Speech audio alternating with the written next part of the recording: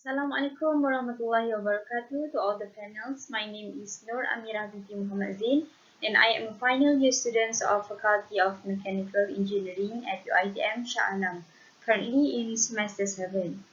My supervisor is Dr. Engineer Alhassan Salami Tijani. So today I'm going to do a presentation on numerical analysis of bubble evolution and convection transport mechanism effect on the operating voltage and efficiency estimation of polymer electrolyte membrane electrolysis, that is also known as PEM electrolysis. Further explanation about this study will be explained on the next slides. As we all know, hydrogen is known as one of the most efficient energy carrier, and it can be obtained from many different kind of sources including water, where the best method to obtain hydrogen is actually water electrolysis. So why can we say that water electrolysis is the best method among all? Because it is the safest method as it is eco-friendly, where it won't give negative impact to the environment, because nowadays environmental effect is one of the biggest concerns, so that is why there is a lot of efforts done to increase the contribution of renewable energy sources that will surely decrease the negative impacts on the environment.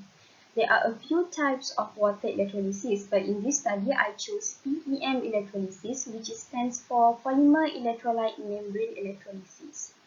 What makes PEM electrolysis different from other types of water electrolysis is that the electrolyte used for PEM electrolysis is the membrane itself.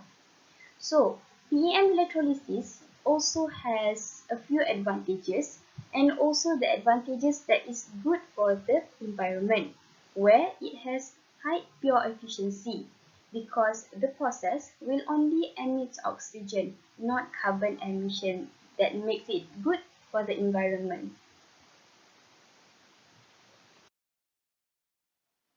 PEM electrolysis is known with its reliable and high durability system, but in order to maintain its good performance, there will be some challenges that we need to face.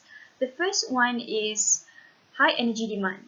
PEM electrolyzers are widely known to be operated during electrolysis process based on electrical energy source, so it will lead to high energy demand, and high energy demand will lead to high operating costs also. And in order to provide a good performance of a system, it can also cost an expensive amount in order to develop the system in terms of providing the best component for the water electrolysis. And the failure of providing these two parameters, which is enough energies and the best component, it will lead to low efficiency of a process. In this study, I will need to achieve three objectives. The first one is to study the effect of different value of current density to the operating voltage. Second objective is to analyze the effect of different temperatures to the operating voltage. And the third objective is to evaluate the effect of operating voltage to the efficiency of PEM electrolysis. In this slide, I will explain about scope and limitation of the study.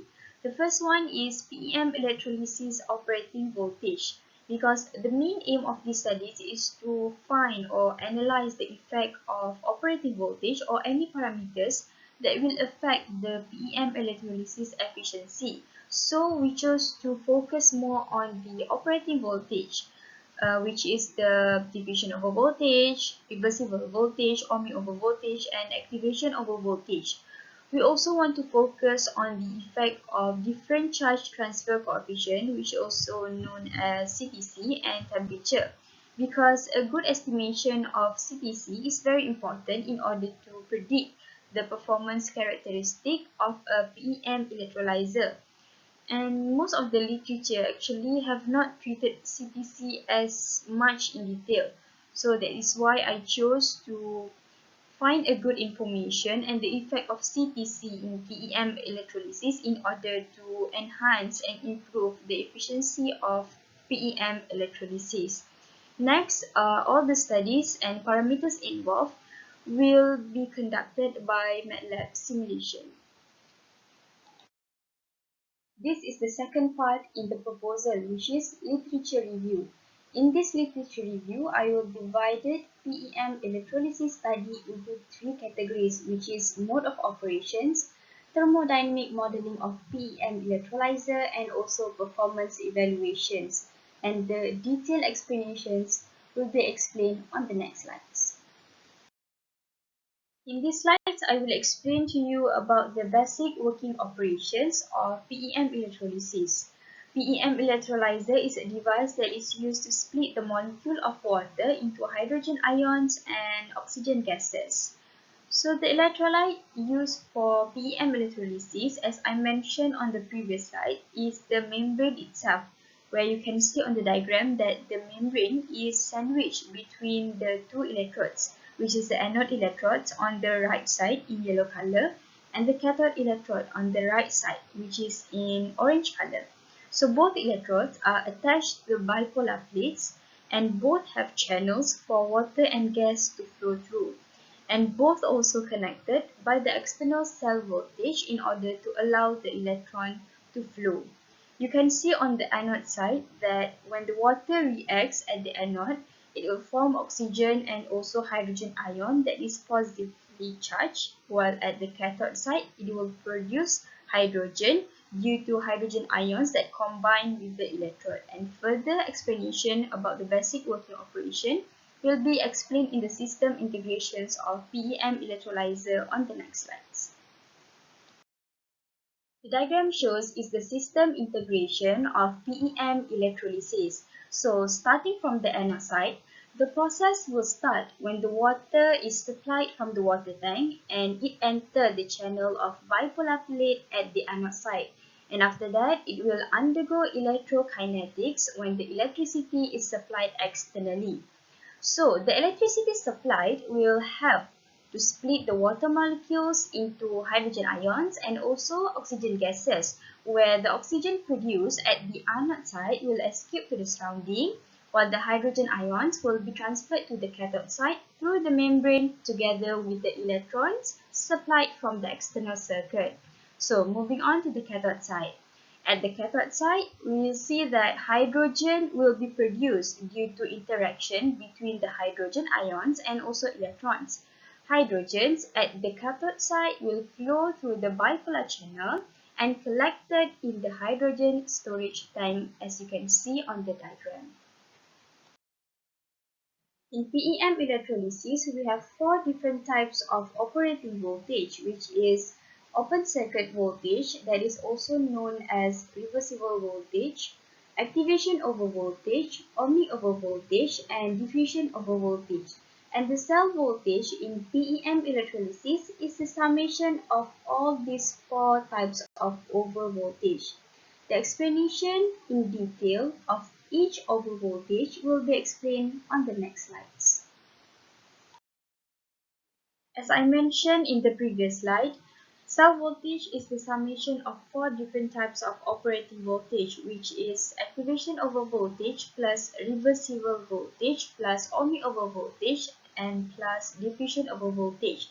But I will explain only three of them, which is the first three, because diffusion over voltage is usually negligible in the simulation. The first one is reversible voltage, that consists of some parameters, which is delta G is the change of Gibbs free energy, and that stands for the number of electrons, and F is Faraday constant. So for activation over voltage, it must be classified into two for both electrode, which is for anode and for cathode. And the parameters involved is R, which is the gas constant, T stands for temperature, alpha stands for charge transfer coefficient, Z is the stoichiometric equation, and F is the Faraday constant. And they also consider the current density, which is I, and also the I naught, which is the exchange current density. For ohmic over voltage, the parameters involved is the membrane thickness, the membrane conductivity, and also the current density.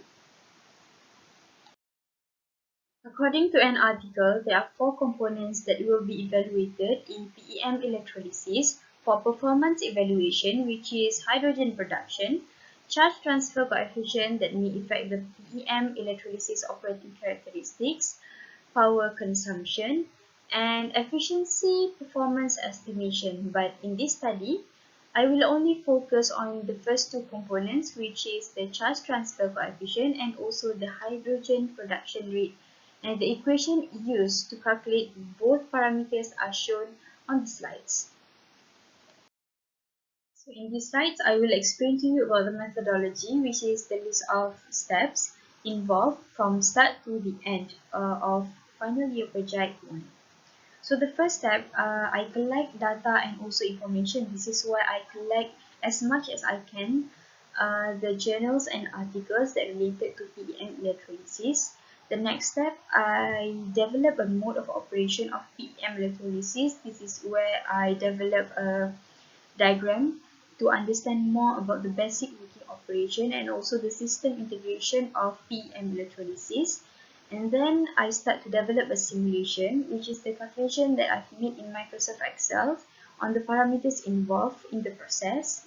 And I am able to examine the effect of temperatures and also examine the effect of current density to the operating voltage.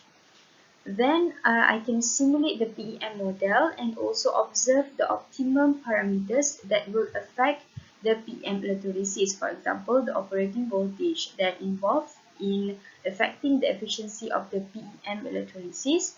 Then I am able to provide a validation with experimental results. And the experimental results is the results that I obtained, which I referred from the journals and also articles related to the PEM electrolysis.